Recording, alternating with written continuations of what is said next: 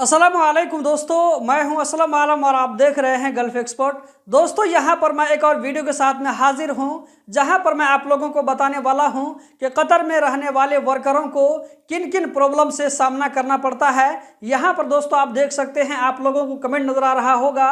इस भाई ने लिखा है, सर मैं ऑनलाइन चेंज करा और चेंज हो गया, 2 मैसेज आ गया, नोटिस पीरियड एक्सपायर हो गया, लेकिन अब जिस कंपनी में चेंज करा वो कंपनी कुछ रिस्पॉन्स नहीं दे रहा, वो न्यू कॉन्ट्रैक्ट नहीं बनाएगा, तो मुझे क्या करना चाहिए?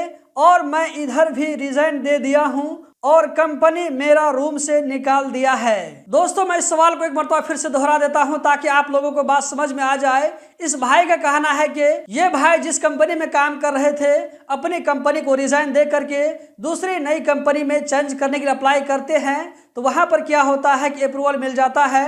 अप्रूवल मिलने के बाद में नोटिस पीरियड भी एक्सपायर हो जाता है, जिसके बाद में एग्रीमेंट बनाने का और आईडी ट्रांसफर करने का काम होता है। तो नई कंपनी वाले यहाँ पर क्या करते हैं कि इस भाई को रिस्पॉन्स नहीं देते हैं, नया एग्रीमेंट नहीं बनाते हैं, इसी तरह आईडी भी ट्रांसफर करवाने का काम नहीं करते हैं। तो ये भाई परेशान है कि मैं पुरानी कंपनी को रिजाइन दे चुका हूं, उस कंपनी के रूम से निकल चुका हूं, नई कंपनी वाले मुझे रिस्पॉन्स नहीं दे रहे हैं, तो मुझे यहाँ पर क्या करना चाहिए?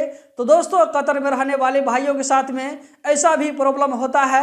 यहाँ पर मैं आप लोगों से कहना चाहूँगा कि आप जिस कंपनी में भी जाते हैं तो कंपनी को अच्छे से देख करके जाएं। ऐसा ना हो कि अभी आपने है बात कर लिया है, पक्का बात कर लिया है, 10 दिन के बाद में क्या है कि सामने वाला जिस कंपनी में आप जा रहे हैं वो कंपनी वाला अपनी बात से पलट जाए। तो इस चीज़ को आपको ध्यान में रखना होगा। यहाँ पर मैं इस भाई से कहना चाहूँगा कि आपके साथ जो प्रॉब्लम हो रहा है, नई कंपनी वाले आपको अपनी कंपनी में ट्रांसफ़र करने के लिए तैयार नहीं हो रहे हैं, तो आप न्यू कंपनी वाले से एक बार फाइनल बातचीत कीजिए, आपको मेरी ज़रूरत है या नहीं है, आप मेरा इकामा अपनी कंपनी में लगवाएंगे या नहीं लगवाएंगे।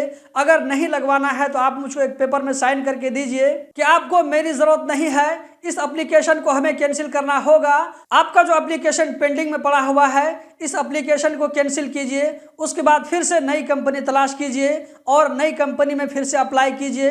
यही आपके लिए रास्ता बचा है। या ये कि आप पुरानी कंपनी वाले से बात करें, अगर पुरानी कंपनी वाले आपको रखने के लिए तैयार हो जाते हैं तो वहां पर फिर आप वापस आ सकते हैं। तो आपके पास में सिर्फ 3 रास्ते हैं। नई कंपनी वाला आपको जो है अपनी कंपनी में लेने के लिए तैयार नहीं है, तो आपके लिए पहला रास्ता यह है कि एप्लीकेशन को कैंसिल करवा करके फिर से किसी तीसरी कंपनी में अप्लाई कीजिए। दूसरा रास्ता यह है कि आप पुरानी कंपनी से बातचीत करके उसी कंपनी में वापस चले जाइए। और तीसरा रास्ता आपके लिए यह है कि आप अपना इकामा कैंसिल करवा करके घर जाकर के फिर से किसी नई कंपनी में आए। आपका इकामा जो है अभी न्यू कंपनी में ट्रांसफर नहीं हुआ है, इसीलिए कैंसिल करने का काम आपकी पुरानी कंपनी ही कर सकती है। लेकिन इसके लिए भी आपको यानी कि इकामा कैंसिल करने से पहले आपको एप्लीकेशन को सिस्टम से कैंसिल करवाना होगा, क्योंकि सिस्टम में जो आपका एप्लीकेशन पड़ा हुआ है, इस एप्लीकेशन के एक्टिव रहते हुए आपका इकामा कैंसिल नहीं होगा।